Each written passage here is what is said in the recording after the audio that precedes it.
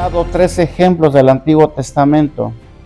3 ejemplos, hermano, de hombres que se rebelaron contra la autoridad de Dios, ¿verdad? Dentro de una progresión de pecados que los llevó a la muerte inevitable, ¿verdad? Si nos damos cuenta, en el versículo 11, habla acerca de 3 patrones que están dentro de un progreso acerca de la actitud, porque aquí Judas se enfocaba hacia los falsos maestros que habían incursionado dentro de la iglesia del Señor. La conducta, la actitud de ellos, una actitud progresiva que al final pues los llevó al juicio, a ellos y pues a los del tiempo presente de igual manera también, porque este es un mal que pues por todo el tiempo ha estado dentro de la iglesia del Señor. Si se dan cuenta, primero comienza diciendo han seguido, o sea, es una progresión. El hombre ha seguido, o sea, él eligió, siguió un movimiento, un ideal, un pensamiento. Así comienza el pecado. Así comienza la caída del hombre. Comenzó a seguir, dice Judas, han seguido el camino de Caín, del cual hablamos la semana pasada, ¿verdad? Y después dice, y se lanzaron por error en el lucro de Balaam. Primero fue, han seguido, y después dice, y se lanzaron, o sea, se entregaron. O sea, ellos siguieron un pensamiento al cual después se entregaron. ¿Sí? Esto pues está dentro de un marco vicioso, ¿no? Cuando el hombre pues se entrega a sus ideales, se entrega a sus pensamientos. Eso fue lo que hicieron los falsos maestros. Se fueron tras el error. Y de ahí, como todo les funcionó bien, como no veían así grandes consecuencias, ¿verdad? Como vieron que pudieron obtener beneficios de esto, ventajas de esto, pues se entregaron después. Dijeron, pues, esto está bueno. O sea, puedo ir tras esto, me está dejando beneficios y pues más me meto, más me entrego a esto. Ese es el ciclo progresivo de lo que es el error, el pecado. Peco, pero como no pasa nada, no me cae un rayo del cielo, como todo sigue normal, como todo sigue en su lugar, pues lo sigo practicando, ¿no? No veo el juicio de Dios sobre mi vida. Oye, mira, apártate de ese camino porque te va a venir. Tengo ya 20 años con esto y no me pasa nada, o 10 o 15, yo no sé. Y poco a poco, porque así es el pecado, hermanos, nos va metiendo hasta hacer que ya vivamos de una manera entregada a Él, ¿verdad? Eso fue lo que hicieron estos hombres. Y se lanzaron por el lucro de Balaam y después dice, ahí viene el juicio. Y perecieron. O sea, siguieron, se entregaron y al final perecieron. Ese es el ciclo. El ciclo pecaminoso de los hombres que se van tras el pecado, ¿verdad? Y perecieron en la contradicción de Coré. Entonces, aquí Judas ha citado 3 ejemplos. Fue Caín, Balaam y en esta ocasión Coré, ¿verdad? 3 ejemplos de hombres que se rebelaron contra la autoridad divina. Insurrección significa levantamiento. Es cuando hay un levantamiento, cuando hay una protesta orquestada por un hombre, con seguidores, ¿verdad? Esta es una insurrección de acuerdo a la Biblia. En esta ocasión sucedió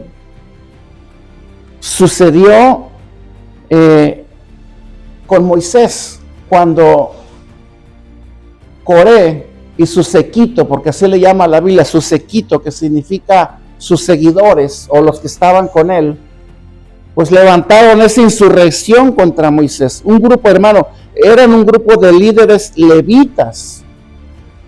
Eran hombres que no eran de la multitud, eran hombres que servían en el templo, servían en el tabernáculo más bien, servían a la obra de Dios. Coré, aunque no era sacerdote, él servía y ministraba en el tabernáculo también. Era un servidor de Dios. Coré, Datán y Abiram, 3 hombres que de igual manera fungían dentro del tabernáculo. ¿Sí? Por esa razón, en cuanto al tema de la rebelión de Coré, Judas nos lleva siglos atrás al libro de Números, capítulo 16, donde está la referencia acerca de Coré y lo que sucedió en aquel entonces y por qué razón Judas hace mención de Coré, ¿verdad? Refiriéndose a la rebelión a la autoridad de los falsos maestros. ¿Sí? Coré, hermano, cuyo nombre significa calvicie, calvo, eso significa la palabra Coré, hijo de Izar, hijo de Coat. Coré juntamente con Datán y Abiram, dice la Biblia, hijos de Eliab, y otros 250 hombres de los hijos de Israel, príncipes de la congregación, ¿verdad? Hombres de renombre. O sea, Coré comenzó a confabular contra Moisés y primeramente incitó a Datán y a Abiram, quienes compartían el mismo sentir con Coré. Porque, hermanos, si un líder va a valerse de otros para poder provocar una insurrección, como lo fue en el caso de Moisés y Coré, pues él va a buscar personas que comparten el mismo sentir. ¿Sí? Nos interesa saber a nosotros ahora como creyentes qué es lo que Dios nos está enseñando en cuanto a ciertos temas. En este caso, hermano, vamos a hablar acerca de la rebelión de un hombre que se levantó contra la autoridad de Dios, que fue Coré. Pero no solamente incitó a 2 de ellos, afines a su mismo sentir de Coré, sino que también Coré reunió a 250 más de los hijos de Israel.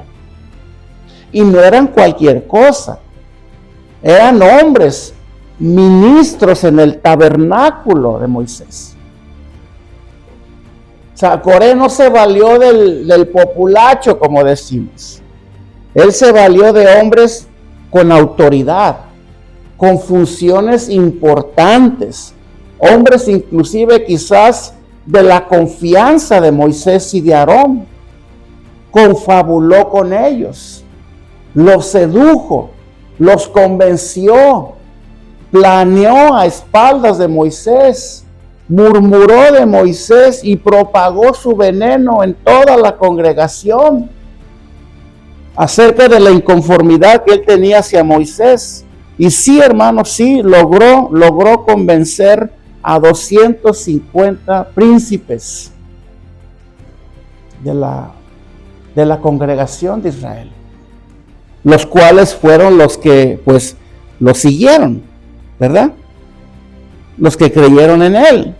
Hermano, este fue un complot bien armado en el cual cuestionó la autoridad de Moisés y Aarón, a los cuales acusaron. Fíjense, Coré y su séquito. Cuando hablo de su séquito, estoy hablando de Coré, Datán, Abiram y los 250 príncipes, ¿ok? Ese es el séquito de Coré. Todos ellos, hermano, se juntaron a las afueras del tabernáculo y acusaron a Moisés. Fíjense, los acusaron de haberse elevado ellos por encima del resto de la congregación, argumentando que, bueno, pues si todos somos santos aquí, ¿por qué tú crees que nada más Dios te habla a ti? ¿Por qué nada más a ti te habla? O sea, ¿por qué crees tú que nada más a ti te habla? Y esa fue la razón del levantamiento. Dice, y se juntaron contra Moisés y Aarón y les dijeron, basta ya de vosotros, porque toda la congregación, todos ellos son santos, y en medio de ellos está Jehová. ¿Por qué pues os levantáis vosotros sobre la congregación de Jehová? De esta manera surgió este levantamiento de Coré y su séquito contra Moisés y contra Aarón, acusándolos de esto. Amén. Estamos hablando de que no eran hombres como cualquier otro, eran hombres con una función, ¿verdad? Pero en sí, lo que ellos querían, haciendo uso de cierta espiritualidad, al decir, bueno, Moisés, pues aquí todos tenemos los mismos derechos que tú. ¿Por qué tú te levantas por encima de nosotros? Si así como Dios te habla a ti, pues también nos habla a nosotros, ¿verdad? Así como Dios te dice a ti cómo hacer las cosas, pues también a nosotros nos dice también. Y ese fue el argumento principal de ellos. Pero como Dios estaba con Moisés, y como Moisés conocía las intenciones de estos hombres, ¿cuáles eran? Al final, las intenciones de estos hombres eran que ellos querían sacerdocio también. Claro, ellos no eran sacerdotes. Ellos querían el sacerdocio también. Ellos querían prácticamente el lugar que Moisés tenía. ¿Por qué? Porque ellos decían que Moisés, pues prácticamente no servía para el trabajo. No daba una. Moisés, ya tenemos muchos años en el desierto, ¿sí? Ya son años vagando por el desierto y no nos has llevado a ningún lado. Moisés, no estás haciendo bien el trabajo, ¿sí? No estás haciendo bien tu trabajo, Moisés. Y fue precisamente en ese momento de descontento, uno de tantos, que comenzaron a culpar a Moisés, aún de sus problemas. ¿Sí? Moisés, tú tienes la culpa de que nosotros estemos ya tantos años en el desierto. Al final, hermanos, seamos sensatos. ¿De quién es la culpa? ¿O de quién fue la culpa?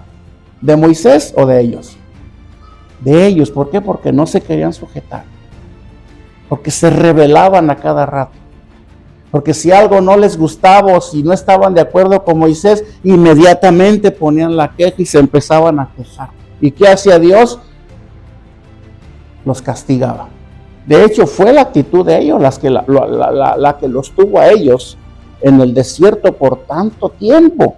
No eran 40 años, hermano, era menos. Pero ellos comenzaron a culpar a Moisés. Sí, porque es muy fácil, pues, culpar a otros, ¿no? De mis problemas. En este caso, Moisés, es tu culpa.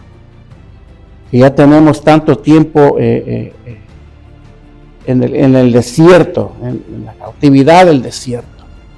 Entonces, para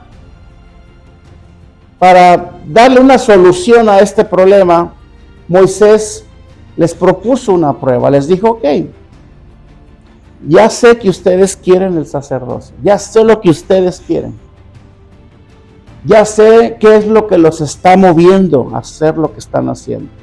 Vamos a hacer una cosa.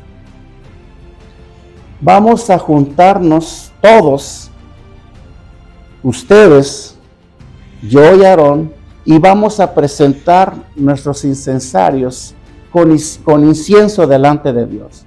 Y vamos a ver quién es santo delante de Dios, si ustedes o nosotros. Lo que Moisés le estaba diciendo es, vamos a ver a quién reconoce Dios como la autoridad de este lugar. ¿A quién puso Dios? Ustedes dicen que yo no sirvo, que yo no hago las cosas, que yo esto y que yo el otro. Ustedes me culpan a mí de todo, pero vamos a ver si a lo mejor es a ustedes a los que Dios los debió de haber puesto, o yo estoy aquí de más, yo me puse solo, ¿no? Vamos a hacer esa prueba. Fue lo que le llaman la prueba del incienso. Vamos a presentar incienso delante de Dios. Y Coré, como estaba lleno de orgullo, él dice, pues démosle. Vamos a presentar las ofrendas. Vamos a presentar los incensarios delante de Dios. ¿Verdad? Y él aceptó la prueba de Moisés, pero Datán y Abiram, ellos no quisieron ir. Ellos le dijeron a Moisés, pues no iremos, no cuentes con nosotros. Al contrario, Datán y Abiram comenzaron a reprocharle a Moisés. ¿Sí? Comenzaron ellos a decirle a Moisés, ¿te parece poco que nos hayas sacado de la tierra donde fluía la leche y la miel para traernos y matarnos de hambre en el desierto? ¿Te parece bien habernos sacado de donde estábamos allá en Egipto, donde teníamos todo, donde no sufríamos de hambre ni de nada? Sí, éramos esclavos, pero ¿te parece poco ahora que nos has traído al desierto? Además, ni siquiera nos has dado heredad. No iremos. No iremos. Esto, por supuesto, pues provocó pues el enojo de Moisés. Pero ustedes no creen que Moisés se enojaba en el sentido de que empezaba, bueno, en una ocasión lo hizo y le costó caro, empezaba pues a gritar o a insultar o a golpear. Moisés, así como su siervo Aarón, pues ellos doblaban rodillas siempre. Que es, creo yo, que la mejor actitud de un líder espiritual, ¿no? No pelear con la gente, sino orar por ellos. Moisés lo que hacía y lo que hizo en esta ocasión, después de este ataque por conducto de Adán y Abiram, fue orar, fue postrarse en tierra. Sí, le pidió a Dios, Señor, mira, no recojas ofrenda de ellos, porque yo ni siquiera he recibido ofrenda de ellos tampoco. Ellos no tienen nada que decir contra mí. Aquí está, aquí dice versículo 15, versículo 16 y 15, dice, entonces Moisés se enojó en gran manera y dijo a Jehová, no mires a su ofrenda, ni aun un asno he tomado de ellos, ni a ninguno de ellos he hecho mal, ¿verdad? Pero después de esto, pues Moisés siguió con su plan de prueba para Coré y su séquito. Le dijo, ok, pues entonces reúnanse todos. ¿Y sabes qué fue lo que pasó, hermano? Estos hombres, aunque sabían que estaban mal, el orgullo no los dejó rendirse. El orgullo aún los empujó a aceptar la prueba que Moisés les estaba diciendo. Vamos a presentar inciensos ante Dios. Pues vamos. ¿Ya? Esa es la insensatez de la rebelión, hermano, que no nos deja reconocer que estamos mal. Y eso fue lo que hicieron. Todos fueron y se presentaron en el tabernáculo de reunión para hacer lo que Moisés les había dicho. Pero ya para ese entonces, ya Coré ya había puesto a todo el pueblo en contra de Moisés. Ya lo sabía, o sea, ya iban todos preparados. Ya Coré ya los había instruido a todos. Ya habían confabulado todos contra Moisés, al menos la mayoría. Y aunque con mis palabras estamos generalizando, cuando dije todos al final, nos vamos a dar cuenta que sí, era la mayoría de ellos. Delante de ellos, hermanos, ya para ofrecer los incensarios delante de Dios por la prueba que Moisés les había propuesto, delante de ellos la nube de Jehová descendió sobre el templo y fue cuando Dios le dijo a Moisés, apártense. Dile a los hijos de Israel que se aparten. O sea, en pocas palabras, lo que le estaba diciendo Dios a Moisés y a Aarón fue: los voy a consumir a todos. Los voy a desaparecer a todos en un momento. Solamente diles que se aparten. ¿Y qué hizo Moisés y Aarón? Doblaron rodillas nuevamente. Sí, porque nosotros no queremos que Dios desate su juicio sobre la gente. Nosotros tenemos que orar. ¿Sí? Nosotros no hacemos oraciones imprecatorias por nadie. ¿Saben qué es eso, verdad? Oraciones de juicio por nadie. Señor, al contrario, oramos para que tú tengas misericordia, Señor, y que reconozcan que están mal y se conviertan y se vuelvan a ti. Esta es la oración que hicieron Moisés y Aarón después de que Dios les dijo: apártense. Señor, pero ¿qué no fue uno el que hizo el agravio? ¿Por qué todos? Señor, ¿por qué los vas a fulminar a todos si nomás fue uno el que lo provocó todo? Consúmelo a él nada más. Bueno, pues diles que se salgan, que se aparten, que se aparten de las tiendas de Coré, de Adán y Abiram, y que no toquen nada que sea de ellos, porque los voy a consumir. Y eso fue precisamente lo que pasó. Se apartaron de las tiendas de estos 3 hombres, y dice la palabra que antes de que Dios derramara su juicio sobre ellos, Moisés dijo: ahora van a saber a quién envió Jehová. Ahora se van a dar cuenta de que yo no fui el que me puse solo, que fue Dios el que me puso ahí. Y la prueba más grande de esto va a ser que si cualquiera de estos hombres mueren de una manera que como mueren el resto de los hombres, ¿sí?, y no mueren tras un acto prodigioso que Dios va a hacer por el juicio que Él va a derramar sobre ellos, entonces yo me puse solo. Dios no me puso a mí. Y fíjense, lo que Moisés habló, eso pasó.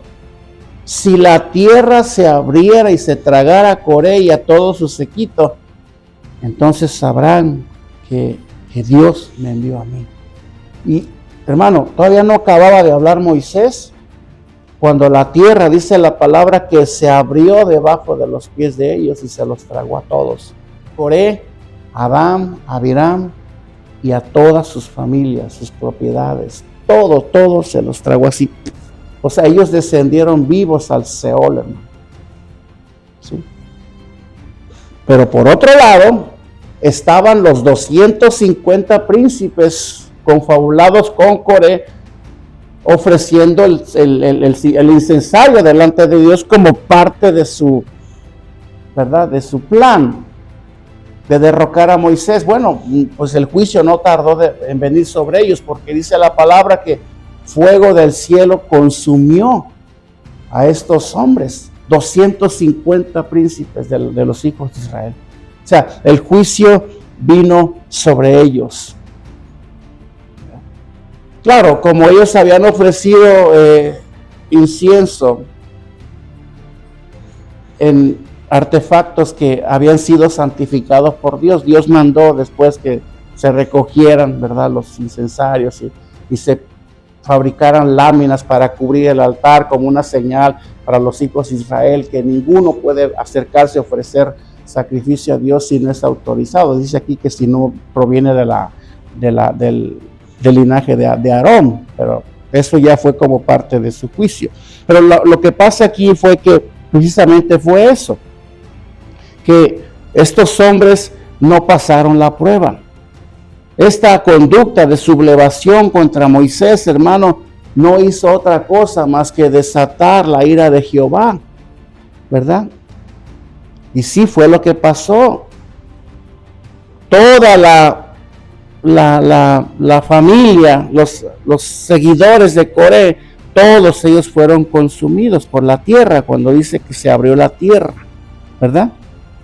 Pero después de todo esto, hermano, la Biblia enseña que al día siguiente, fíjense lo que es la rebelión. Después de que pasó todo esto, los hijos de Israel al otro día, comenzaron a murmurar contra Moisés y contra Aarón. Ellos los acusaron a ellos de la muerte del pueblo de Dios. Fue por su culpa. Por su culpa murieron tantos de los nuestros. Eso, hermano, desató la ira de Dios una vez más. ¿Por qué? Porque no aprendieron la lección. O sea, de los que quedaron vivos, ellos acusaron a Moisés. Fue su culpa de ustedes. Y dice la palabra que cuando Jehová oyó la murmuración de ellos, pues dijo lo mismo de igual manera. Apártense, porque los voy a consumir a todos en un momento. Y sí, dice la Biblia que Dios envió una mortandad. De igual manera, una mortandad, hermano, que aparte de matar a Coré y a todo su séquito, mató a 14,700 israelitas. Sí. O sea, personas que pues no debieron de haber muerto. Y precisamente son las personas que cuando la tierra se estaba abriendo para tragarse a Coré, comenzaron a correr. A ver, si sabían que ellos no tenían nada que ver en el asunto, según ellos, ¿por qué corrieron? Si el juicio estaba solamente sobre Coré y su familia, ¿verdad? Y sus seguidores. Pero todos ahí como que se delataron, porque dice la palabra que cuando vieron que esto estaba sucediendo, ellos comenzaron a correr para salvar su vida, no sea que la tierra pues también se los tragara a ellos. Bueno, fueron estos mismos hombres y mujeres israelitas los que después, cuando ya pasó todo, comenzaron a murmurar de Moisés. Comenzaron a culpar a Moisés. Y como ante el juicio de Dios, hermano, nadie se escapa, nadie, pues dice la palabra que Dios envió una plaga, a lo cual la Biblia le llama mortandad, para acabar de fulminar a todos los rebeldes, los que se rebelaron contra Dios. Porque digo contra Dios, porque lo hicieron contra Moisés, pero el que se rebela contra el siervo de Dios se está rebelando contra Dios también. Y el juicio es por esto, ¿verdad? No es porque se rebelaron contra Aarón o contra Moisés, sino que se rebelaron contra Dios, ¿verdad? Bueno, unos 1500 años más tarde, ¿sí? Judas, hermano, nos da una severa advertencia sobre esta clase de hombres, ¿verdad? Hombres que entran a la iglesia como falsos maestros, por supuesto atribuyéndose para ellos mismos la autoridad de Dios y de su palabra. Porque esta actitud, hermano, de señorío no es otra señal más que de la de un falso enviado, un falso apóstol, un falso maestro.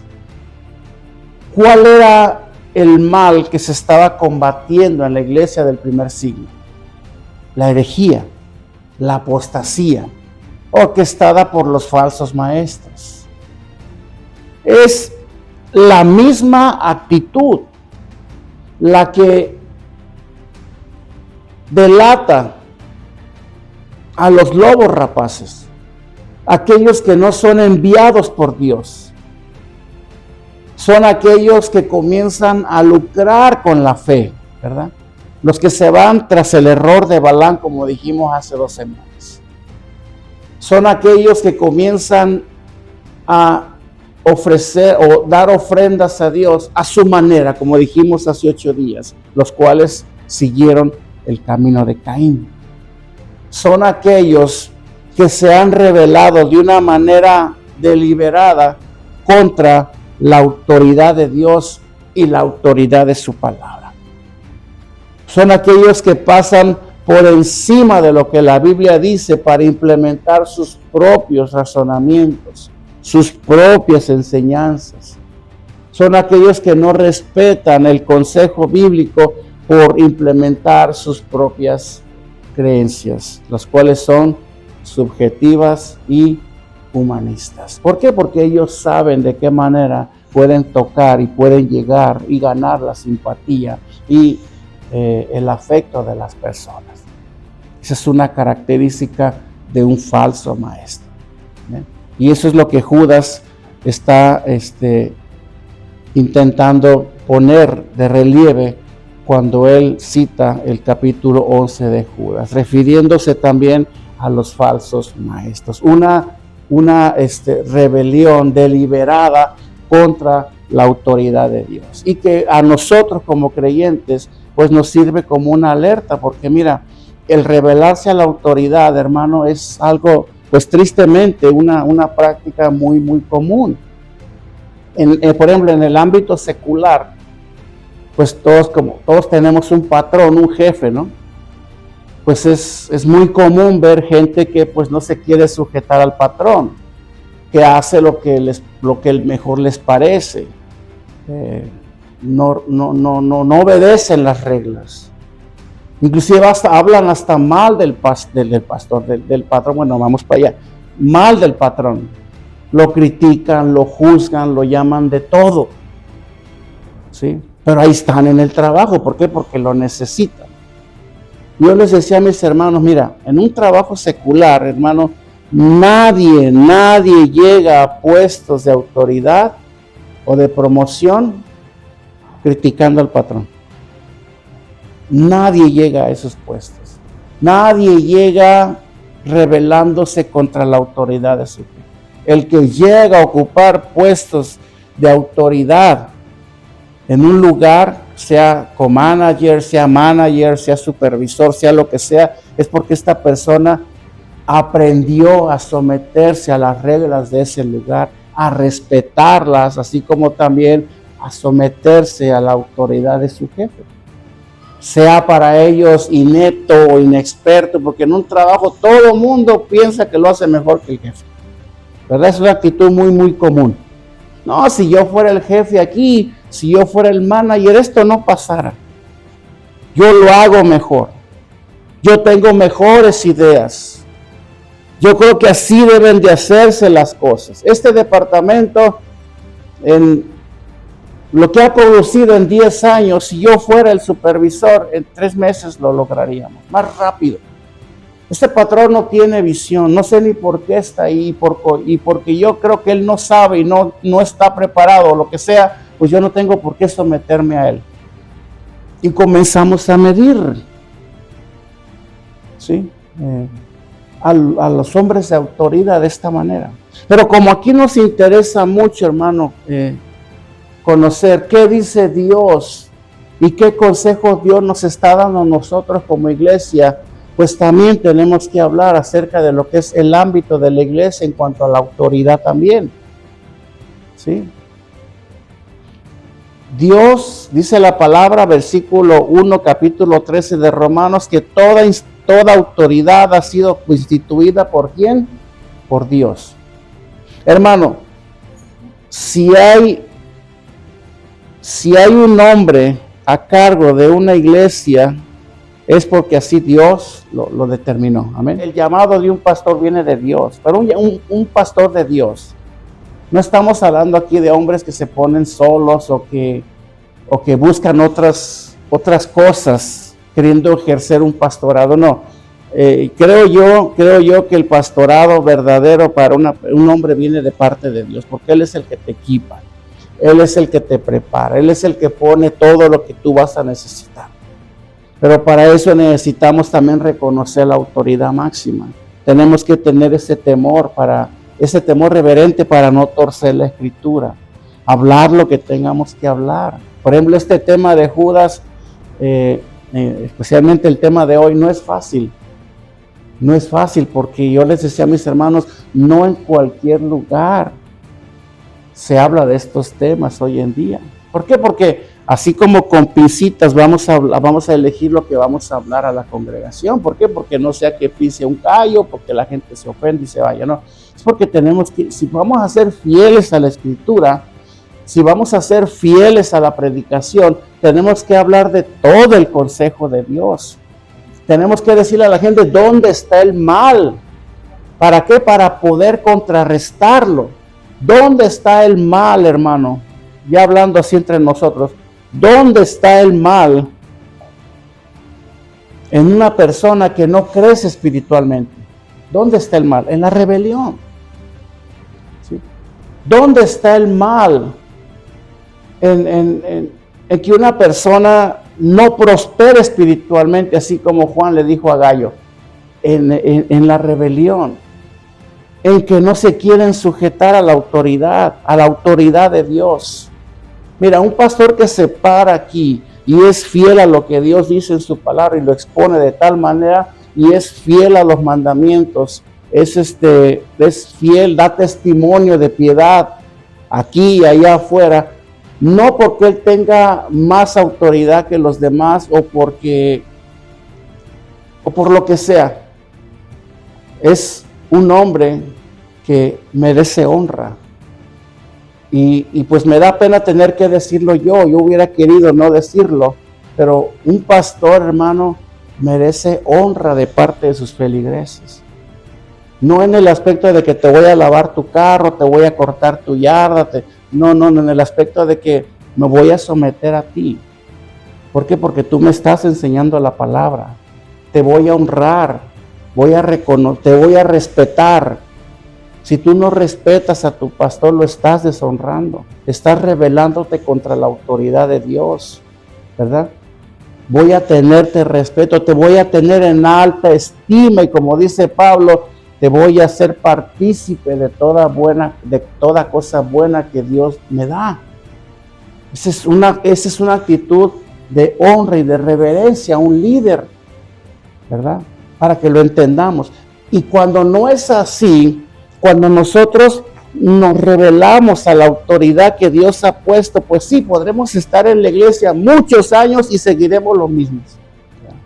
No va a haber crecimiento, no va a haber bendición espiritual de Dios, no va a haber promoción, siempre estaremos en la misma silla todos los cultos. Esto es una cuestión de actitud de cada quien, ¿verdad? A menos de que nosotros lo entendamos y comencemos a implementar todos estos principios que Dios mismo ha enseñado en su palabra en cuanto a honrar a la autoridad.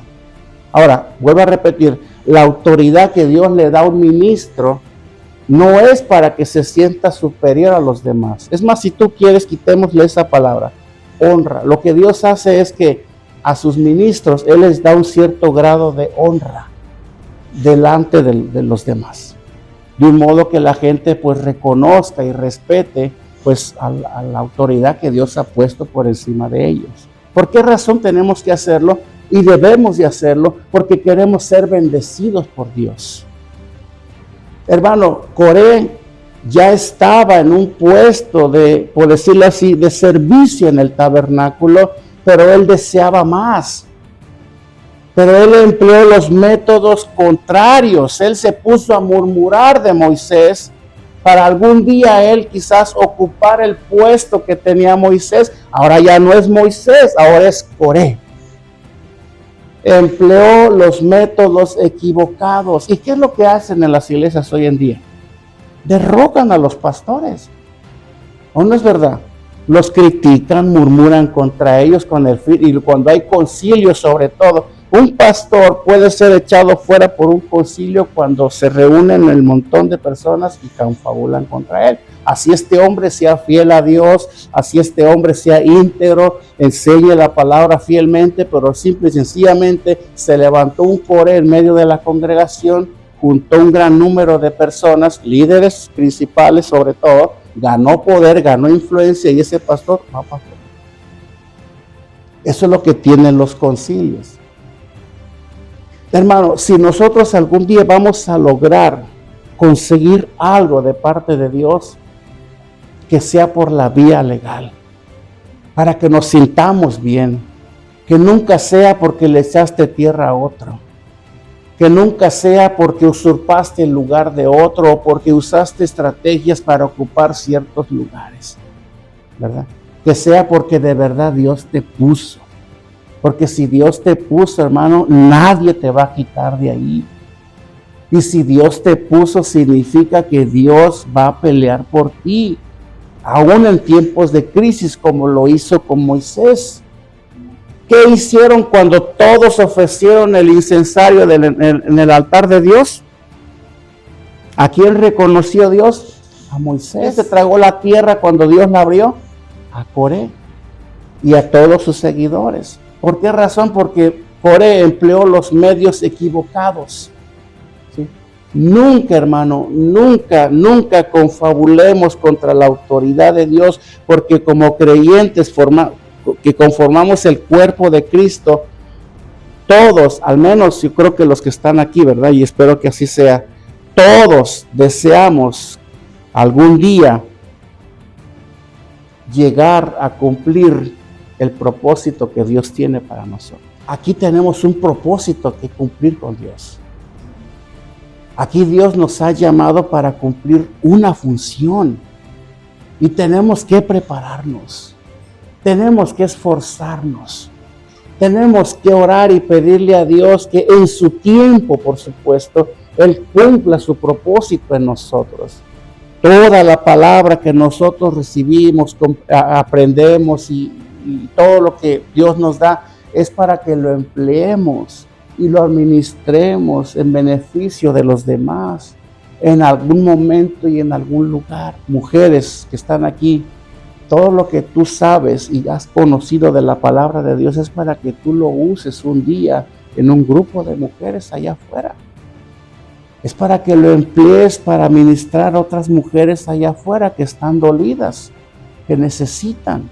Es para algo, hermano. No es para que te lo comas y te lo lleves y lo guardes allá en la hielera. No, es para que te lo lleves y para que lo emplees allá afuera. Mira, hermano, yo soy una persona, a pesar de que yo no creo en el pastorado femenino, yo no creo que una mujer deba de ser pastora, porque no hay mujeres pastoras en la Biblia. Yo creo firmemente, yo estoy del lado de la mujer en este punto, en que ellas tienen mucha sabiduría, tienen mucho entendimiento, si es posible, más que los hombres. Puede ser inclusive que ellas puedan conocer más de Dios que un hombre. Las mujeres son capaces, y yo no dudo, la mujer tiene una capacidad divina dada por Dios para emplear eficazmente todas las verdades que Dios les ha dado a conocer. Que no las usen, pues esa es otra cosa y le darán cuenta a Dios por eso. Pero ustedes, hermanas, aunque no llegarán a ser pastoras, al menos en la iglesia verdadera de Cristo, vete allá a la pentecostal y sácales tu currículum, pastora.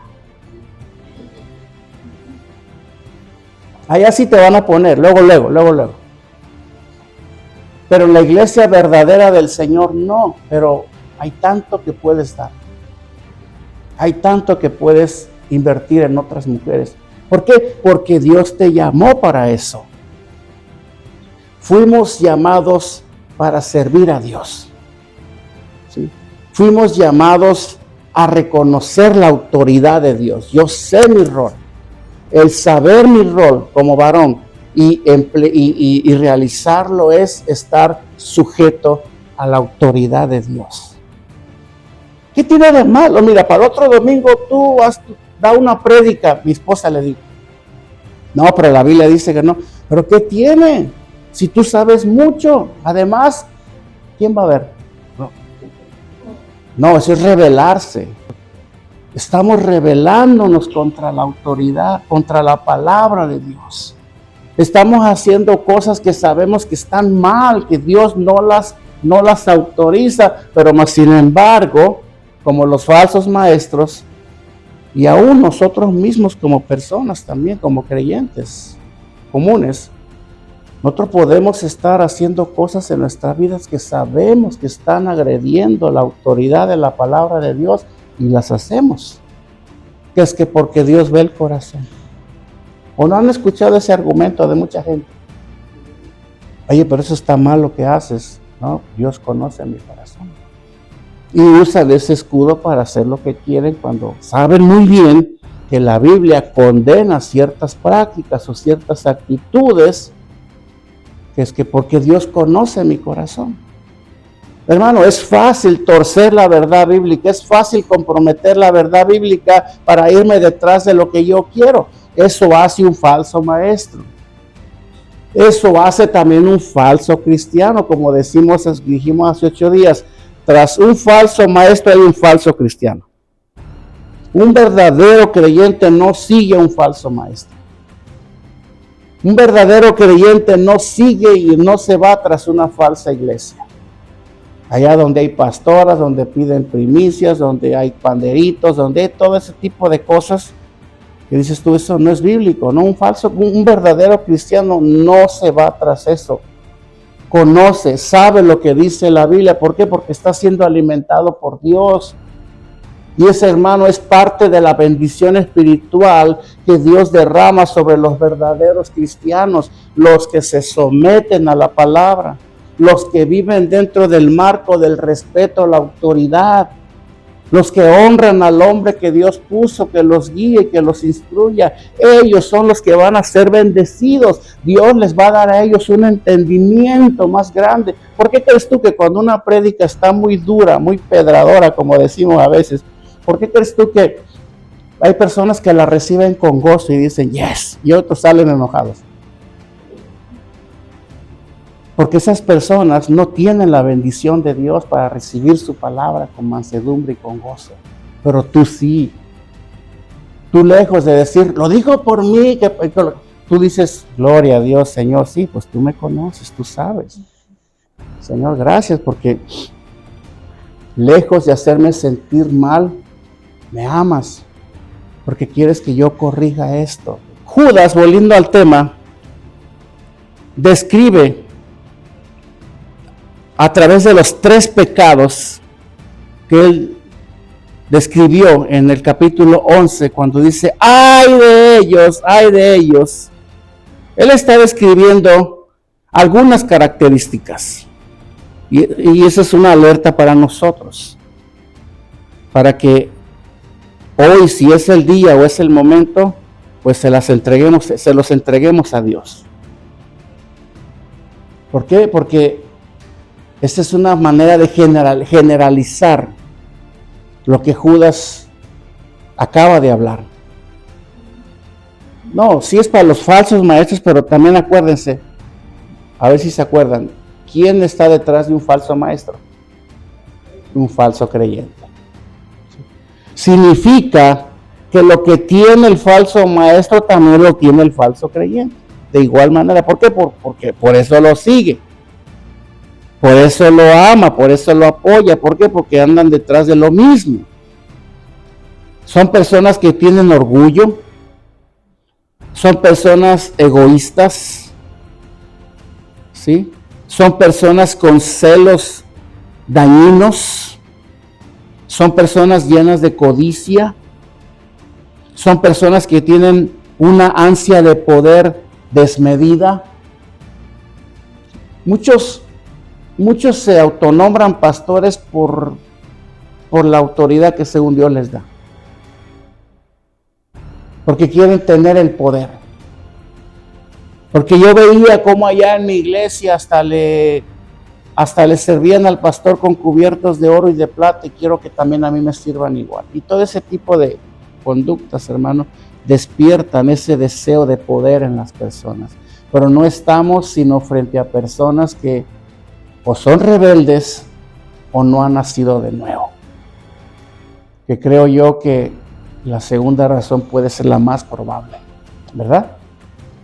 Porque el verdadero nacido de nuevo, hermano, no sigue a un falso maestro. El verdadero nacido de nuevo no guarda orgullo en su corazón. No tiene egoísmo, no tiene celos, no tiene codicia, no tiene ansia de poder, y mucho menos no desprecia, ¿verdad?, la voluntad de Dios. Sí, porque podemos estar aquí, pero en el fondo decir, bueno, Yo sé que Dios tiene un plan para mi vida, pero pues ahí veré. No, hermano, Dios tiene un plan para ti.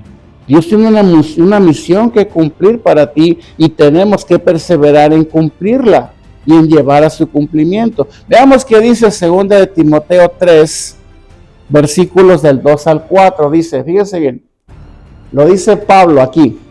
Porque en futuro, dice ahí, habrá hombres amadores de sí mismos, avaros, vanagloriosos, soberbios, blasfemos, desobedientes a los padres, ingratos, impíos, sin afecto natural, implacables, calumniadores, interperantes, crueles, aborrecedores de lo bueno, traidores, impetuosos, infatuados, amadores de los deleites más que de Dios.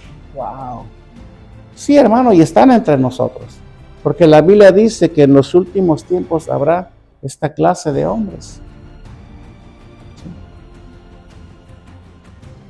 Y están entre nosotros. ¿Y qué vamos a hacer? Son los corés de la multitud. Oye, ¿qué te pareció el mensaje? Muy bueno. ¿Y tú? No estoy muy de acuerdo. A mí no me pareció mucho. Coré, ahí está frente a un coré. ¿Qué es lo que hacía Moisés? Oraba. Él doblaba rodilla por Coré y su séquito. Él hacía lo que tenía que hacer. Él no se ponía al tú por tú con ellos. Él se mantenía siempre al margen de lo que un verdadero siervo de Dios tiene que hacer. Mira, hermano, nosotros no tenemos que defendernos de la gente. Dios nos defiende, ¿o no es verdad? Igual tú, como creyente, si un hermano habla mal de ti, o te enteras que anda diciendo cosas de ti, no te defiendas, simplemente dobla rodilla, perdona, ¿verdad? El tener y el caminar dentro de la bendición espiritual de Dios, hermano, nos ayuda a lidiar con situaciones de una manera que antes no lo haríamos. Porque cuando nosotros siempre optamos por hacer la voluntad de Dios en cuanto a un tema, cuando alguien habla mal de ti, alguien te rechaza, alguien murmura contra ti, si hacemos lo que la Biblia dice, sabemos muy bien que Dios peleará por nosotros, que no tenemos ni siquiera que meter las manos muchas veces. Este mal es algo muy, muy común. La rebeldía contra la autoridad puesta por Dios, hermano, es un mal que yo creo que va a existir hasta que Cristo venga. ¿Qué vamos a hacer nosotros? ¿Verdad? ¿Cómo vamos a reaccionar frente a esta realidad? ¿Vamos a ser parte del séquito? ¿Nos vamos a rebelar contra la autoridad de Dios? Y quiero aclarar algo aquí también, hermano, porque esto es algo un poquito complicado hoy en día especialmente. Y yo creo que de esto se han podido aprovechar muy bien los falsos que se autonombran o que dicen tener autoridad de Dios, que Dios les habla, que Dios los puso. Y vemos el montón de gente sujetándose a los lobos rapaces. De hecho, te digo una cosa, son los que más demandan sujeción de la gente, los falsos maestros. Pregúntamelo a mí. Estuvimos en un lugar donde ya mero le besamos los zapatos al líder. ¿Por qué? Porque era una forma de honrarlo y de sujetarnos a él. Eso no dice nada la Escritura. Aclaro, para que no se confundan. Tiene que ser un siervo, un hombre que Dios puso. Debes de sujetarse a la autoridad que Dios le ha dado, ¿verdad? Como siervo de Dios, a través de la obediencia, del respeto y de la sumisión ¿verdad? A lo que el pastor pues decide hacer por conducto de Dios. Pero si es un lobo rapaz, si es un falso maestro, porque si o no la Biblia dice que por sus frutos los conoceréis. Ahí yo cómo sé que es falso. Bueno, por sus frutos, júzgalo. Ahora que ya tiene los ojitos más abiertos, júzgalo. Si es un lobo rapaz, no tienes que hacerlo. No tienes que someterse a ese hombre o hacer lo que ese hombre te diga. No tienes por qué hacerlo. Al contrario, sal corriendo de ese lugar. ¿Por qué razón? Porque el estar ahí, el consentir todo lo que este hombre hace y dice y establece es participar del pecado de Coré, porque estás frente a un hombre que se ha rebelado contra la autoridad de Dios. Ahora, ¿qué podemos nosotros aprender, ya para terminar, de la rebelión de Coré? ¿Quién fue Coré? Coré fue un levita, hijo de Izar, que confabuló contra Moisés con el fin de quitarle el sacerdocio a Moisés, porque él quería ser el ungido de Dios. ¿Y qué le pasó a Coré al final? Se lo tragó la tierra. No pasó la prueba. Dios lo desconoció ante la vista de todo el pueblo, a él y a todos los que lo siguieron.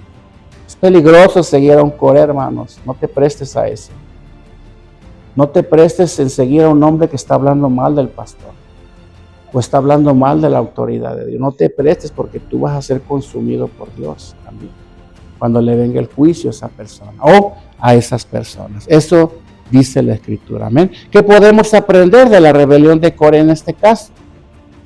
Bueno, entre muchas cosas, hermano, podemos aprender cómo la ambición, el orgullo y la falta de humildad pueden llevar a una persona a la perdición. Fácil, fácil. ¿Amén? La rebelión de Coré, por otro lado, también, hermano, nos muestra qué tan importante es que nosotros vivamos vidas sumisas a la autoridad de Dios y a su voluntad. Amén. Primeramente, hermano, y es que esto está dentro del orden. Ya con esto voy terminando. Primeramente, tú y yo debemos estar sujetos a la voluntad de Dios. Amén. Para que a ti no te cueste y lo hagas con amor y lo hagas con la persona correcta de Dios y no andes divagando y cometiendo el pecado de Coré de ninguna manera, tienes que someterte a la voluntad de Dios. Primero, yo no puedo beneficiarme de los mandamientos de Dios, de sus promesas, de sus bendiciones, si yo no estoy sujeto a Dios. No puedo. Si yo quiero ser bendecido por Dios y hacer mías sus promesas, y en este caso del que estamos hablando, y saber honrar, amar y honrar al hombre que Dios puso, necesito tener una comunión con Dios. Necesito estar sometido a la voluntad de Dios. Por esa razón vemos a tanta gente rebelándose contra la autoridad. Por eso vemos a tanta gente de iglesia en iglesia. Por eso vemos a tanta gente yéndose tras los falsos maestros. ¿Por qué? Porque no tienen una relación con Dios. Por eso a todo le dicen amén. Por eso a todo mundo le dicen hermano. Por eso a todo mundo le dicen pastor, solo porque dicen que es pastor. ¿Por qué? Porque no disciernen. ¿Y por qué no disciernen? Porque no tienen una relación profunda con Dios. Y tener una relación profunda con Dios es tener una relación profunda con las Escrituras, la que nos enseñan y nos muestran quién es y quién no es. ¿Verdad? ¿Qué iglesia es y qué iglesia no es? ¿Por qué? Porque tenemos una relación con Dios. ¿Y por qué tenemos una relación con Dios? Porque estamos sujetos a la voluntad de Dios. Todo, hermano, parte de ahí. Que ese sea nuestro punto de partida a partir de hoy. A partir de la voluntad de Dios. Y de ahí se derivará todo lo demás. Estaré en la iglesia correcta, estaré con los hermanos correctos, estaré en la doctrina correcta. La palabra será para mí como ese maná del cielo cada domingo, ¿verdad? No tendré rencor contra nadie, al contrario, cada vez tendré más amor por Dios, por su obra y por mis hermanos. ¿Por qué? Porque todo parte de ahí, hermano. No nos engañemos. Entonces, ¿qué debemos de hacer? Primeramente, analízate a ti mismo. Analízate. ¿Cómo está mi relación con Dios? ¿Qué tan cerca estoy de Dios? Porque si me cuesta tanto trabajo hacer esto, es porque no tengo una cercanía con Dios. Porque Dios pone en mí el deseo de hacer las cosas por su buena voluntad. ¿O no dice la Biblia? ¿Cómo estoy con Dios? ¿Qué tan cerca, qué tan lejos estoy de Dios? ¿Verdad? De ahí parte todo. Y podrás estar en la iglesia y podrás quizás tener un cargo o algo, no sé, podrás ser líder, ingeniero de sonido, ujier, lo que tú quieras. Coré estaba en el tabernáculo, y si estaba en el tabernáculo era porque estaba cerca de Dios supuestamente, ¿o no? Pero ¿qué pasó ahí? Coré no estaba con Dios, como muchos están haciendo algo para Dios, pero no están con Dios. Esa es una realidad. Y por eso son los que se rebelan por cualquier cosa, se enojan por cualquier cosa. Por eso son los que critican al pastor.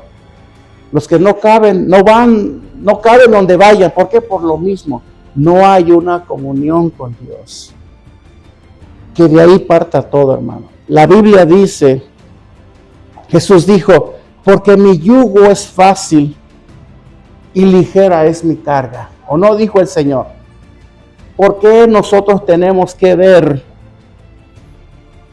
las cosas de Dios como una carga? O como muy difíciles. O como imposibles. ¿Por qué razón? Cuando no debe de ser así.